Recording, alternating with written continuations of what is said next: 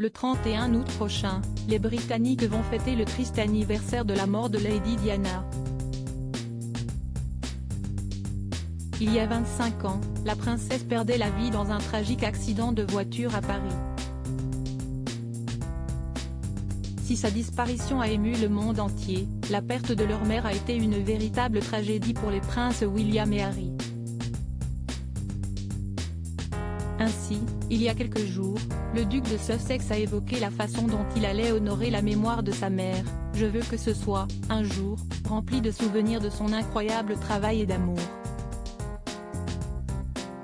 Je veux que ce soit un jour où l'on partage l'esprit de ma mère avec ma famille, avec mes enfants, que j'aurais aimé lui faire rencontrer », a-t-il confié. Tirer un trait sur les commémorations publiques. Mais selon les révélations du Télégraphe, paru le dimanche 28 août 2022, les deux frères ne vont pas rendre hommage à leur mère ensemble. Si est-il bien séparé que les princes William et Harry vont commémorer cette disparition.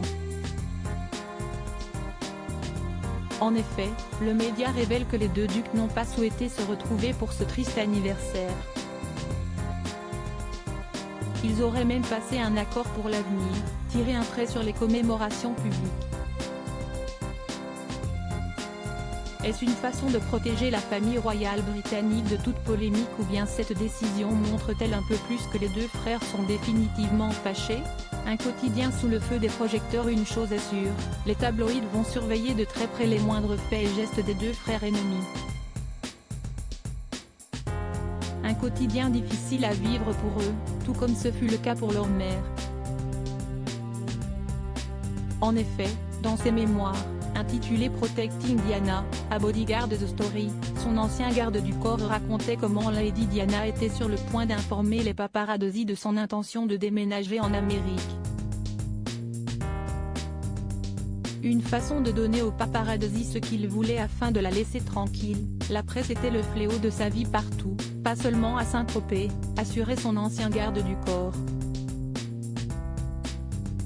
Et elle m'a dit, il n'y a rien que je puisse faire au Royaume-Uni. Les journaux là-bas m'attaquent quoi que je fasse. Angoissée pour ses deux enfants, Lady Di pensait qu'en quittant le Royaume-Uni la presse arrêterait de les épier. Puis elle m'a dit, je veux aller aux États-Unis et y vivre pour pouvoir m'évader.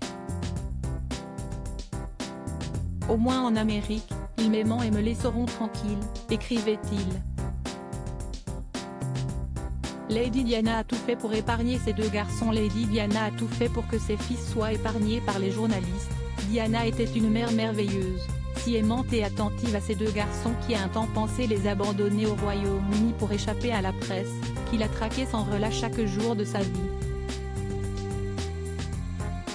C'était aussi pour les libérer de toute l'attention qu'ils recevaient quand elle était avec eux, écrivait son ancien garde du corps. Mais ces deux fils ont bien remarqué que vivre comme des anonymes n'était pas une chose possible quand on fait partie de la famille royale britannique.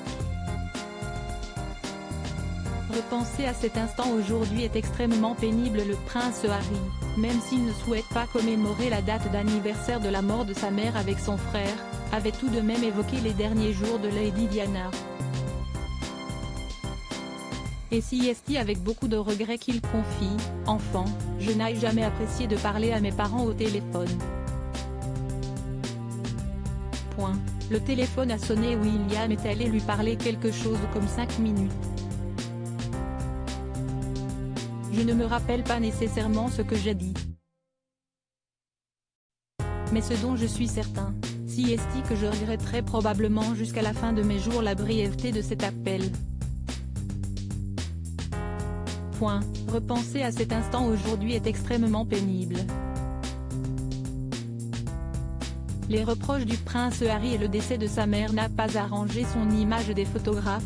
Une des choses les plus difficiles à accepter est de savoir que ceux qui l'ont poursuivie dans le tunnel sont aussi ceux qui ont pris des photos d'elle alors qu'elle était en train de mourir à l'arrière de la voiture, confiait le prince Harry à la BBC en 2017. Nous le savons avec William, ceux qui étaient au courant nous l'ont répété, elle souffrait d'une blessure plutôt grave à la tête mais elle était encore en vie à l'arrière. Ces gens qui ont causé l'accident au lieu de l'aider, ont pris des photos d'elle en train de mourir. Le prince Harry inquiet et même s'il vit désormais à Los Angeles, loin de la famille royale britannique, le prince Harry souffre toujours autant de l'omniprésence des médias qui ne cessent de dépier et de commenter chacun des faits et gestes de sa famille, ce qui m'inquiète profondément, si est-il que de telles pratiques, et pire encore, sont encore répandues aujourd'hui, regrettait le papa d'Archie et de Lilibet.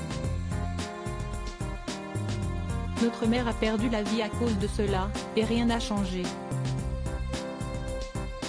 En protégeant son héritage, nous protégeons tout le monde et respectons la dignité avec laquelle elle a vécu sa vie.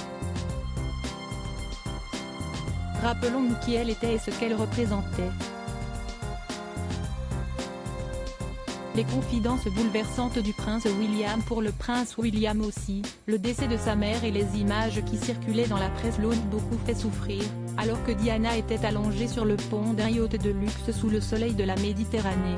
William s'inquiétait d'un décret du Buckingham Palace qui l'obligeait à assister à un photocall pour sa 3e année à Eton, école à Windsor. Note de la rédaction, écrit Andrew Morton, dans le Daily Express. La presse se focalisait donc sur ses résultats médiocres à l'école, plutôt que sur les progrès scolaires réguliers de William, poursuit l'auteur.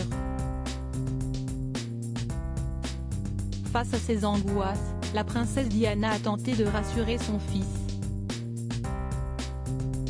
Diana a promis de discuter de la question avec son père le lendemain, à son retour chez elle après une nuit à Paris avec Dodi, ajoute Andrew Morton. Elle n'est jamais revenue. Je pense que lorsque vous êtes endeuillé très jeune, à tout moment, mais surtout quand vous êtes jeune, je peux être très proche de cela. Vous ressentez une douleur sans égale, a confié le duc de Cambridge, dans une émission spéciale intitulée A Royal Team Talk, Tackling Mental Health, diffusée le 19 mai dernier sur la BBC.